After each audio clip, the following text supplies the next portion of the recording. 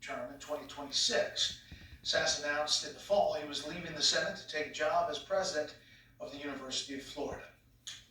The U.S. intelligence community is releasing its latest report about unidentified aerial phenomena, what used to be called UFOs.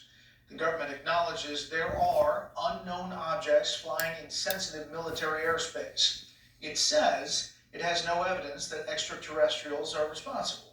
Correspondent Jeff Paul is in Los Angeles tonight with details. Good evening, Jeff. And good evening, Brett. According to the new release by the Office of the Director of National Intelligence, of the 366 new reports of so-called UFOs, roughly half could be explained after further investigation. But what's fascinating is that the other half remains a mystery. Now, a large majority of the sightings in the sky turned out to be simply balloons. Some are also drones, and others were birds or airborne trash like plastic bags. However, 171 sightings appear to have demonstrated unusual flight characteristics or performance capabilities and require further analysis.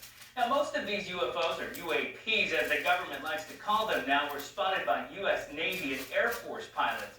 There is likely less of a stigma now surrounding the reporting of these sightings due to Congress pushing the Defense Department to investigate and release these reports. Officials believe because of that, more pilots feel comfortable coming forward with what they witnessed, and they believe that's a good thing.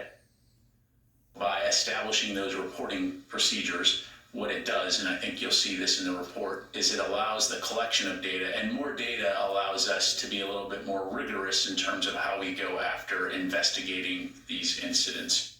Now, part of the push to investigate these sightings stems from the fact that UFOs or UAPs are potentially a hazard for anything flying in the sky. But officials say so far, fortunately, there have been 0 reports of any collisions. Brett? Jeff, thank you. Up next, the panel with the latest